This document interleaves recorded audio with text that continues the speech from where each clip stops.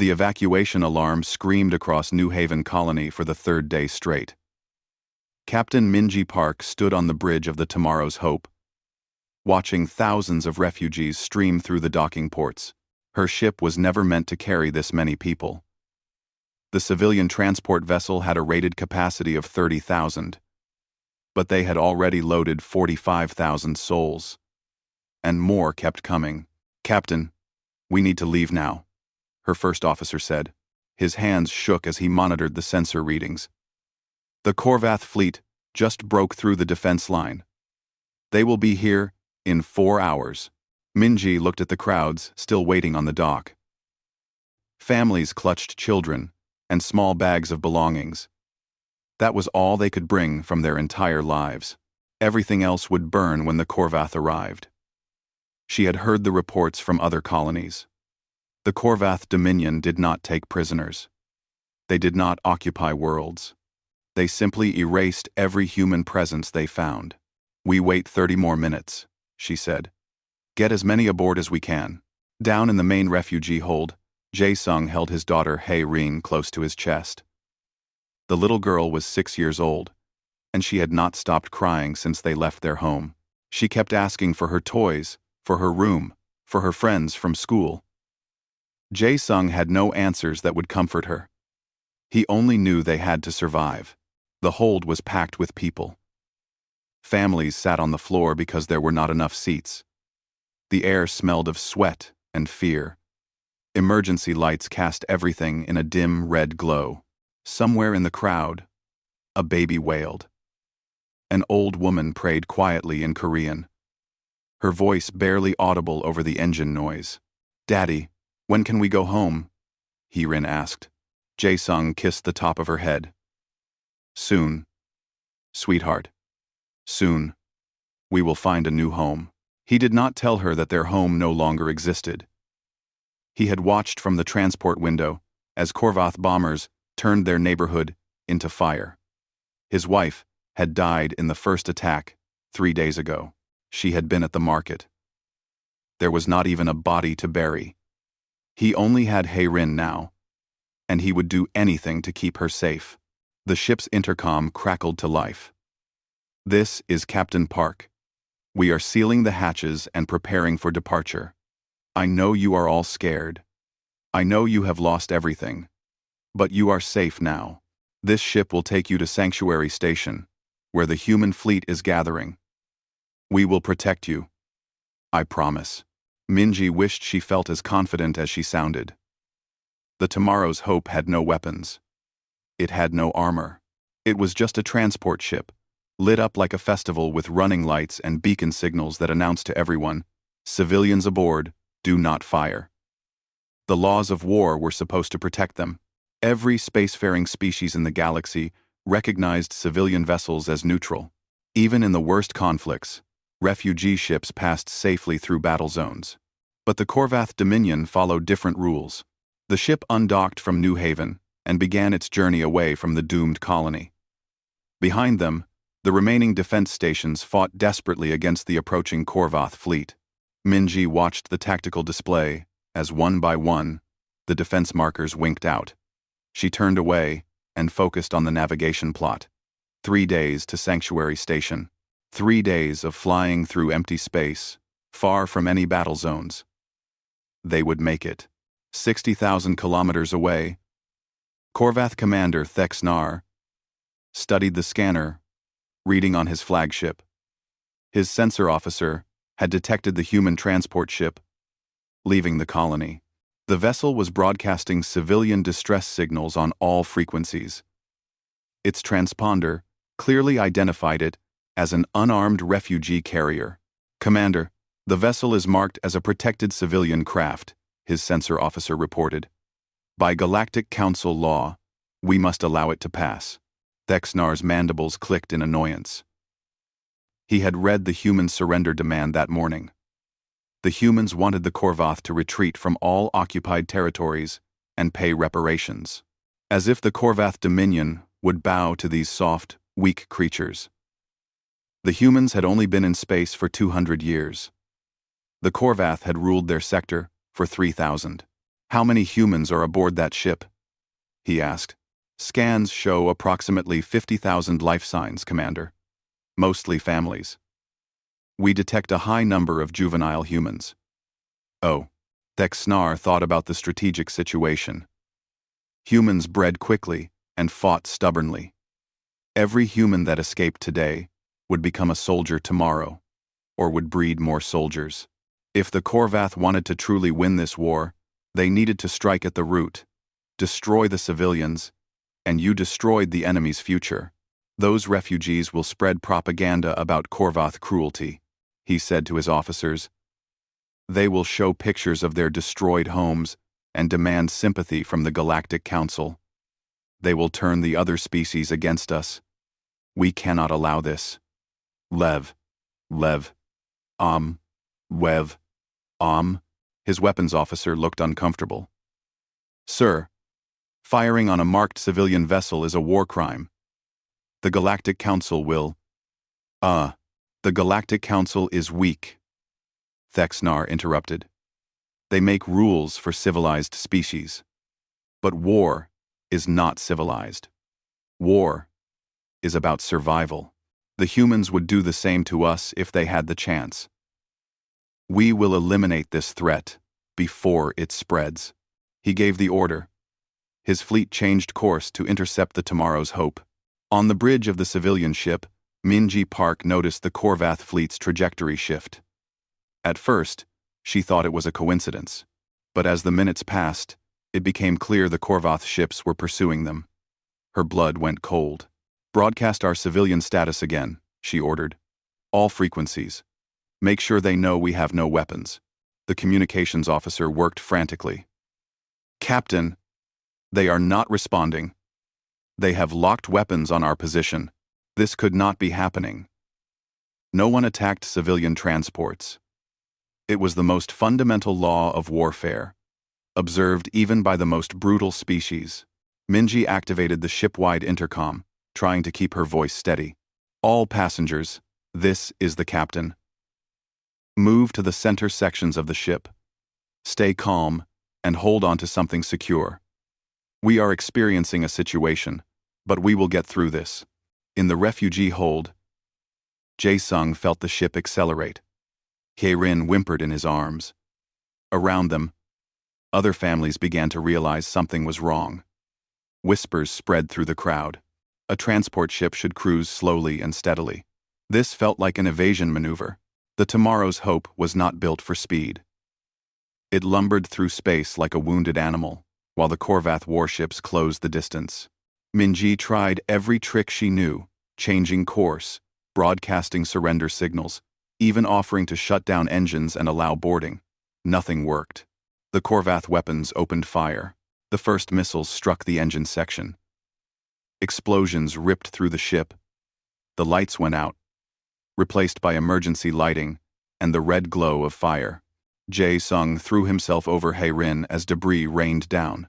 He could hear people screaming all around him. On the bridge, Minji grabbed the communications console as the ship shook apart around her. She activated the emergency beacon, knowing it would record everything. Her last duty was to make sure someone knew what happened here. This is Captain Minji Park of the Tomorrow's Hope, she said into the recorder. We are a civilian transport under attack by Korvath forces. We have 50,000 civilians aboard, including 15,000 children. We are unarmed and protected by Galactic Council law. Please. We have children. Tell them we had children. The bridge exploded in fire. In the refugee hold, Jae-sung held Hye-rin as the hull breached and atmosphere vented into space. His last thought was hoping his daughter felt no pain. Around them, 50,000 voices went silent. The Tomorrow's Hope broke apart, becoming nothing but debris drifting in the darkness. Commander Thexnar watched the destruction on his view screen and felt satisfied. That was 50,000 fewer humans to worry about. He ordered his fleet to continue toward the colony. Admiral Wu sat in his office aboard the fleet carrier Indomitable, staring at the priority message that had arrived 3 hours ago. The words on the screen had not changed, but he kept reading them over and over, hoping he had misunderstood something. Civilian transport. Tomorrow's hope, destroyed by Korvath forces. All 50,000 souls lost. Black box, recovered by patrol ship. Awaiting orders. 50,000. He let that number sit in his mind. 50,000. Men, women, and children. 15,000 of those were kids under the age of 12. The report listed it all in cold, precise military language. But numbers could not capture what had really been lost. His aide, Commander Seojun, entered the office quietly. Admiral, the black box data has been processed. The analysts have prepared the full recording. Do you want to review it? Do you want to review it? Hyun-woo nodded slowly.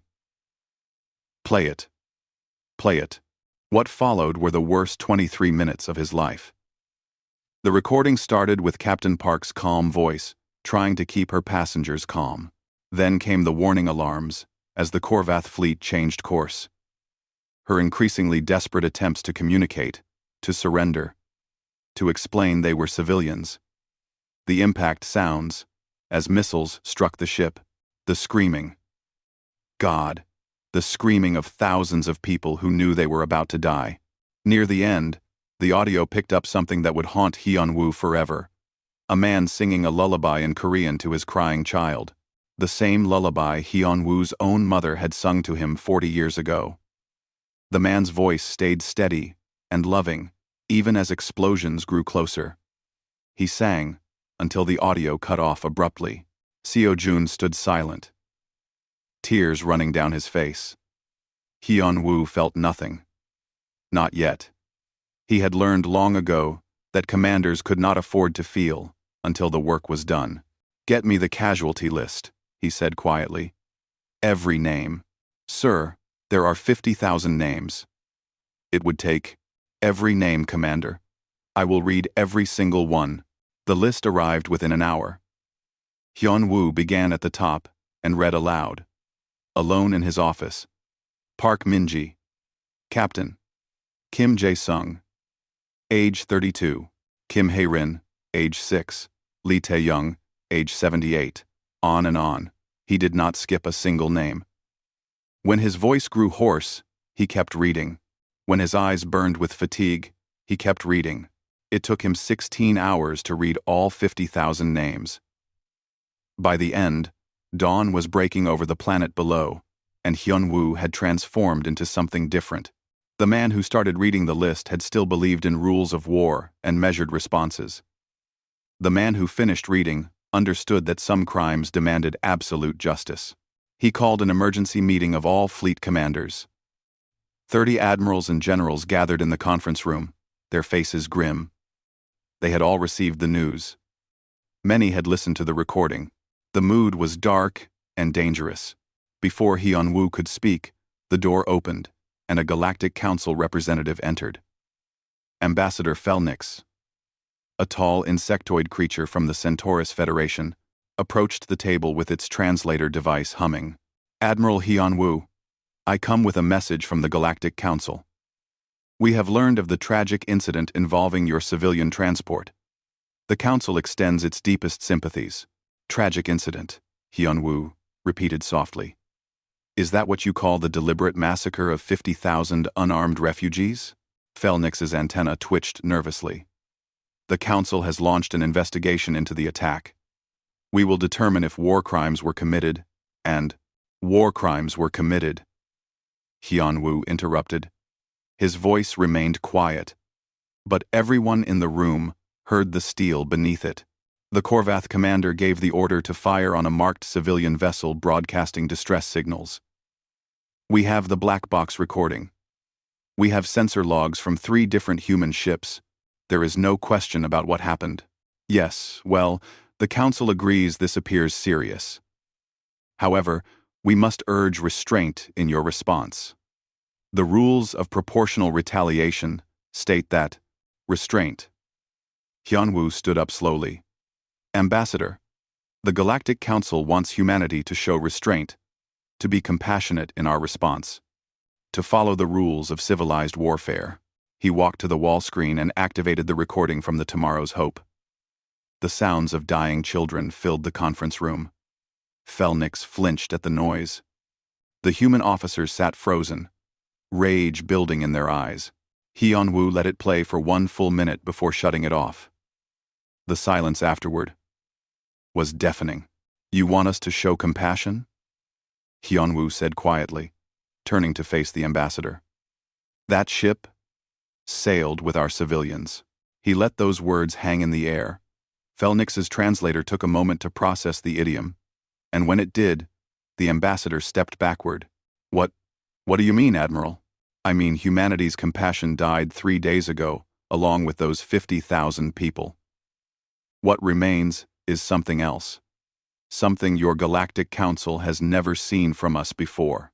Hyun-woo turned to his assembled commanders. The Korvath Dominion made a choice. They decided that human civilians, human children, are acceptable targets. They decided our refugees deserved no mercy. So we will teach them a lesson about mercy. We will show them exactly what happens when you kill humanity's compassion.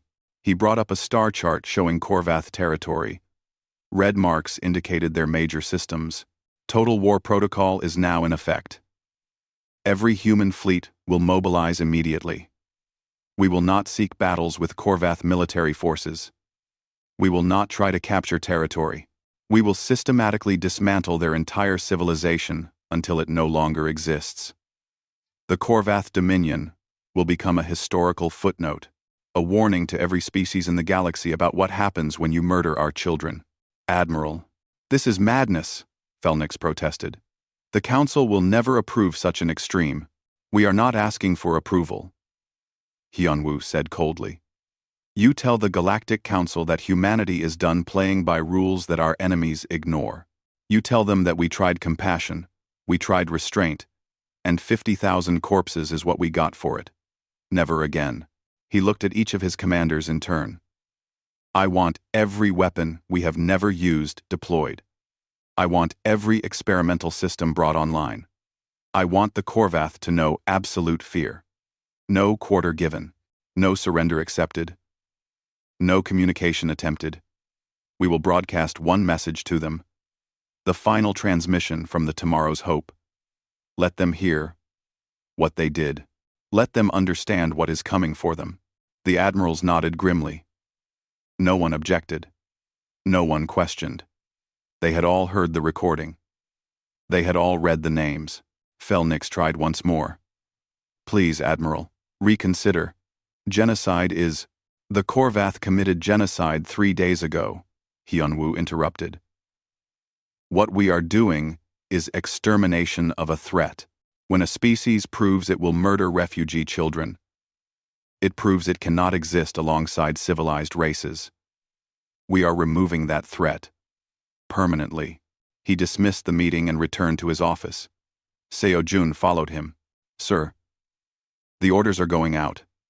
Every fleet is mobilizing. We will be ready to strike in 48 hours. Hyun-woo sat down heavily. Now, finally, he let himself feel the weight of what he had just ordered. Millions of Korvath would die. Maybe billions. Civilian deaths were inevitable when you waged total war. "Do you think I am wrong?" he asked quietly. Seo-jun was silent for a moment. "I think you are doing what must be done. The Korvath crossed a line that cannot be uncrossed. If we let this go with just a diplomatic protest, every species in the galaxy will know they can massacre human civilians without real consequences. We cannot allow that." Hyun-woo nodded. He picked up the datapad with the casualty list and looked at the names again. Kim Hee-rin. "For them," he said softly. "We do this for them." The Korvath border system of Thexkar had 12 defense stations and a fleet of 60 warships. It had protected this sector for 200 years without ever being seriously threatened. That changed when the human fleet emerged from faster-than-light travel at the system's edge. Commander Draknal, the system defense coordinator, stared at his sensors in disbelief. 300 human ships had just appeared. Capital ships, carriers, destroyers, and craft he could not identify. The fleet was massive, larger than anything humans had ever deployed.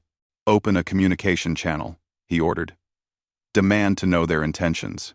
The humans responded, but not with words.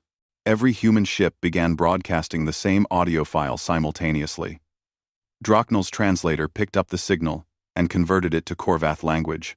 He heard a human female's voice, strained with terror. "This is Captain Minji Park of the Tomorrow's Hope. We are a civilian transport under attack by Korvath forces. We have 50,000 civilians aboard, including 15,000 children. We are unarmed and protected by Galactic Council law. Please.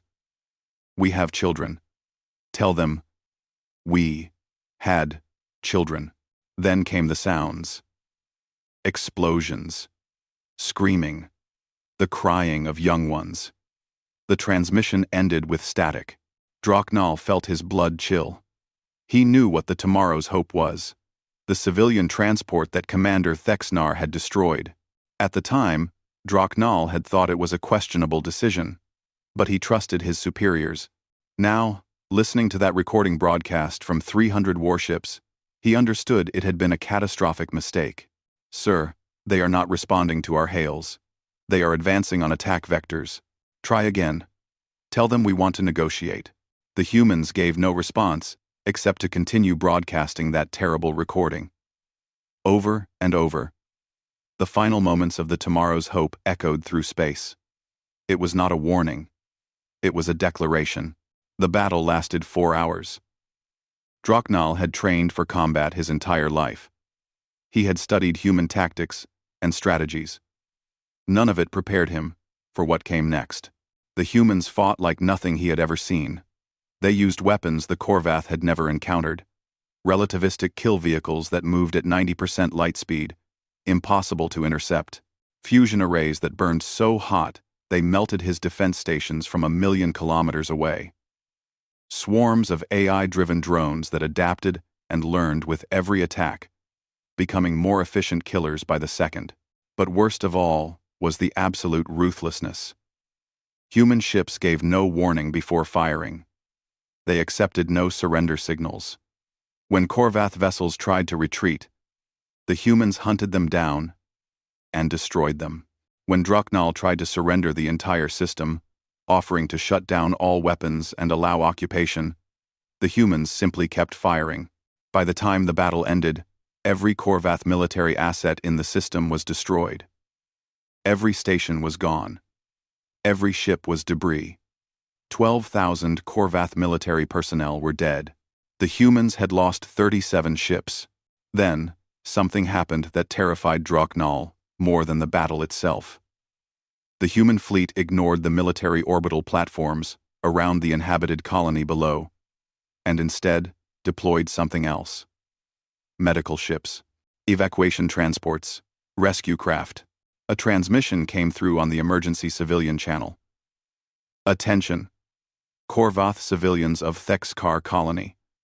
This is the Human Federation Navy. We are not here to harm non-combatants. We are deploying rescue ships to evacuate anyone who wishes to leave. You have 6 hours to board the transports. After that, this system will be sealed, and all remaining military assets destroyed. We repeat, we are here to save civilians, not kill them. Unlike your military, we remember what honor means." Down on the colony, a Korvath teacher named Min He listened to the broadcast with growing horror. She had heard rumors about the Tomorrow's Hope massacre, but the Dominion media had dismissed it as human propaganda. Now she understood it was true. Her government had murdered human children, and now the humans were coming for revenge. She expected the humans to rain fire on the colony. She expected them to show the same cruelty the Dominion had shown. Instead, they were offering rescue. It made her feel something she had never felt before. Ashamed of her own people, Minhe gathered the children from her school and led them to the human evacuation point. Other families followed. Thousands of Korvath civilians, terrified but desperate, boarded the human ships. The human soldiers who guided them were professional and efficient. They provided food and medical care. They treated the Korvath refugees exactly as they would treat their own people. A human medic helped Minhei's elderly mother aboard a transport. Minhei's mother was weak and could barely walk. The human soldier picked her up gently and carried her to a medical bay. "Why are you helping us?" Minhei asked in broken common language. "After what we did to your people." "Oh." The soldier looked at her with tired eyes. "Because your military killed our civilians. That doesn't mean we become like them. We're evacuating you so we can fight your military without worrying about civilian casualties. When this is over, we want you to tell your people what happened here. Tell them the difference between us and your dominion." The evacuations continued across 12 Korvath systems. Human fleets arrived, destroyed all military assets, evacuated civilians, then left the systems empty and blockaded. The strategy was brilliant and terrifying. The humans were not conquering territory. They were simply erasing Korvath military power, system by system. In the Korvath capital, the Dominion Council gathered in emergency session. Supreme Commander Vex Nor reviewed the disaster reports. 6 systems lost in 1 week, hundreds of ships destroyed, thousands of military personnel dead, and worst of all, nearly 1 million Korvath civilians had been evacuated by human forces and were now telling the galaxy what the Dominion had done. "How did we let this happen?" Vex Nor demanded. "Where is Commander Thexnar? He started this war by destroying that civilian transport," an aide spoke nervously. "Commander Thexnar is still commanding the fleet in the Outer Rim sectors, Supreme Commander. He reports he is preparing defenses against human advance." "Preparing defenses? The humans are not advancing. They are systematically destroying us. Every system we lose weakens our entire defense structure." Vex Nor slammed his clawed hand on the table. "Get me the Galactic Council. We need to negotiate peace immediately." "Sir, we have tried. The humans refuse all communications. They only broadcast that recording, from the ship." Vex Nor had heard it too. The dying screams of human civilians. It played on every human military channel. A constant reminder of why this war was being fought. He finally understood what the humans were doing. They were not fighting for territory or resources. They were fighting for something far more dangerous. Justice for their dead. "What do they want?" he asked quietly. "We do not know, Supreme Commander. They have made no demands. They simply attack and destroy." Across Korvath space, the pattern continued. Human fleets appeared without warning. They broadcast the Tomorrow's Hope transmission. They destroyed every military target. They evacuated civilians. Then they moved to the next system. Within 3 weeks, the Korvath Dominion had lost a quarter of its territory and half its military strength, and the humans showed no signs of stopping. Admiral Wu monitored the campaign from his flagship. The reports were satisfactory. Minimal civilian casualties. Maximum military destruction. The Korvath were beginning to understand the cost of their mistake. His communications officer approached. "Admiral, we are receiving thousands of messages from Korvath civilians. Many are apologizing for their government's actions. Some are asking how they can help us. Acknowledge their messages. Tell them we hear them. But make it clear. This ends when the Korvath Dominion surrenders completely and turns over everyone responsible for the Tomorrow's Hope massacre. Until then, we continue." Seo Jun looked at the tactical display showing their next target. "Sir, that's the Korvath homeworld system. Billions of civilians. If we attack there, we will evacuate civilians first, just like every other system," Hyunwoo said. "We are not monsters. We are teachers. And the lesson is simple. You can murder our children, but you will pay a price so terrible that no species will ever dare do it again." The human fleet arrived at the Korvath homeworld on a morning that dawned clear and bright. 8 billion Korvath lived on the planet below, unaware that their entire civilization was about to change forever. Admiral Wu stood on the bridge of the Indomitable, looking at the blue-green world on his view screen. It was beautiful, really. Oceans and continents, cities that glittered in the sunlight, orbital stations bustling with commerce. Under different circumstances, he might have enjoyed visiting this place. But those circumstances had died with the tomorrow's hope. All fleets report ready, Admiral, Jun announced. 500 ships in position. The Korvath Home Defense Fleet is mobilizing, but they are heavily outnumbered. Open a channel to the planet. All frequencies, civilian and military. The channel opened. Wu took a deep breath. This moment would define everything that came next. This is Admiral Wu of the Human Federation Navy, commanding the combined fleets now in orbit around your homeworld. 6 weeks ago, your military destroyed a civilian transport ship called the Tomorrow's Hope. That ship carried 50,000 unarmed refugees, including 15,000 children. They were murdered in violation of every law of war recognized by the Galactic Council. He paused, letting his words sink in across the planet below. Since that day, we have dismantled your military infrastructure across 30 systems. We have evacuated 3 million of your civilians to ensure their safety. We have given you every opportunity to surrender and face justice. You have ignored every chance.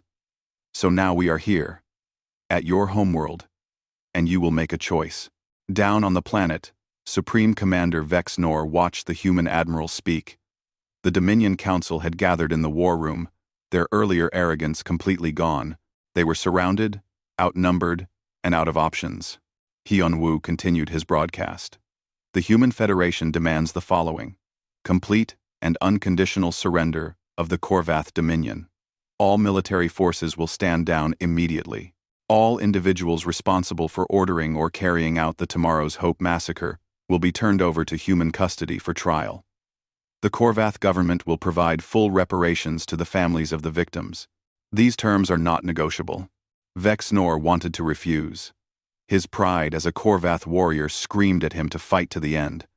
But he looked at the tactical display. 500 human warships surrounded the homeworld. Their weapons were charged and ready. And unlike his forces, the humans had proven they were willing to use every weapon at their disposal. What if we refuse? He asked quietly. Wu heard the question through the open channel. His response was cold and precise. If you refuse, we will begin orbital bombardment in exactly 1 hour. We will destroy every military installation, every government building, every weapons factory. We will reduce your military capacity to 0. Your civilians will have that hour to evacuate to shelters. We will not target civilian populations deliberately. But make no mistake. If you force us to attack, thousands will die. The choice is yours. The broadcast ended. The human fleet waited in perfect formation, 500 warships, holding the power to destroy a world, showing restraint that the Korvath had never shown them. In the Galactic Council chambers on the neutral station of Unity, the assembled representatives watched the confrontation in real time. Ambassador Felnix addressed the Council urgently. We must intervene. The humans are threatening an entire planet, but the Council remained silent. Finally, the elder representative from the Yoth Collective spoke in her ancient, whistling voice. The humans threaten nothing that the Korvath did not do first. They destroyed a refugee ship and killed 50,000 innocents. Now they face justice. The Council will not interfere. But this could be genocide. No, another representative said. Watch carefully. The humans evacuated civilians from every system they attacked. They are offering surrender terms rather than simply destroying the planet. They could have bombarded the Korvath homeworld the moment they arrived, but instead, they give warning and demand only justice. This is not genocide. This is war, fought with more restraint than the Korvath showed. Back at the homeworld, Vex Nor made his decision. He was a warrior, but he was not a fool. The humans had proven their point. They could have destroyed everything by now, but they held back, offering a chance for peace. That was more mercy than the Dominion had shown the Tomorrow's hope. "Open a channel to the human admiral," he ordered. Hyun Woo's face appeared on the screen. The human looked tired, older than his years, but his eyes were hard and unforgiving. "Admiral Hyun Woo, this is Supreme Commander Vex Nor. The Korvath Dominion accepts your terms. We surrender unconditionally." The words tasted like ash in Vex Nor's mouth, but he continued. "We will turn over all individuals responsible for the Tomorrow's Hope incident. We will provide your reparations. We will comply with all demands. We ask only that you honor your word about civilian safety." Hyun Woo nodded slowly. "Your surrender is accepted. Order all military forces to power down weapons and engines. Any ship that attempts to flee or fight will be destroyed. You have 1 hour to produce Commander Thex Nar and all officers involved in the attack on the Tomorrow's Hope. If you fail to do so, we will come down to the planet and find them ourselves." The channel closed. Vexnar turned to his guards. Commander Thexnar had been trying to escape. He knew what was coming when the human fleet arrived. He had commandeered a small ship and was preparing to flee to the outer colonies. But his own soldiers stopped him. They had heard the broadcasts. They had listened to the Tomorrow's Hope recording. They knew what he had done. And they knew the entire Dominion was paying the price for his crime. They dragged him before Vexnor in handcuffs. Thexnar tried to protest, to explain his strategic reasoning, to justify his actions. Thexnor struck him across the face. "You murdered children," Vexnor said with disgust. "You broke every law of war, and you doomed our entire civilization to defeat. You are no warrior. You are a coward and a criminal." 30 minutes later, Thexnar and 47 other officers were transported up to the human fleet. They were placed in cells aboard the Indomitable, where they would await trial. Hyun Woo personally went to the detention level to see Thexnar. The Korvath commander sat behind a force field, his earlier arrogance completely gone. "Why?" Hyun Woo asked. "Why did you fire on a civilian transport?" Thexnar looked up. "I thought they were future soldiers.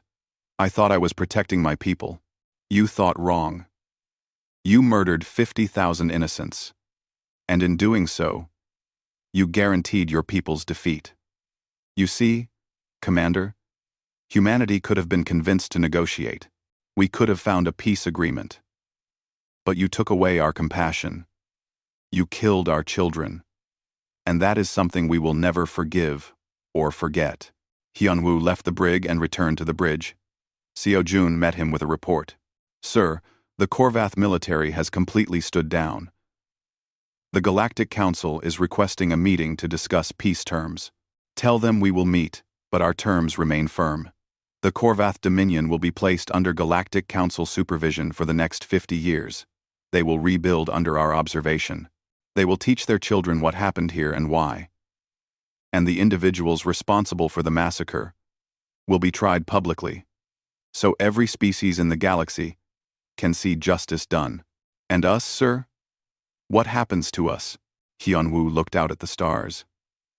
"We return to being the humans we were before. But the galaxy will remember this. They will remember that we tried peace. And when that was thrown back in our faces, we showed them what we are truly capable of. No one will ever attack our civilians again." Down on the Korvath homeworld, Minhei watched the news broadcasts with her students. The surrender had been announced. The war was over. Human forces would be occupying key positions but promised not to interfere with civilian life. One of her young students asked, "Teacher, why did the humans stop? They could have destroyed us." Minhei chose her words carefully. "Because they are better than we were. Our leaders murdered their children. But the humans did not murder ours. They showed us mercy we did not deserve. And that, my students, is why we must never forget what happened. We must never let our government make such terrible mistakes again.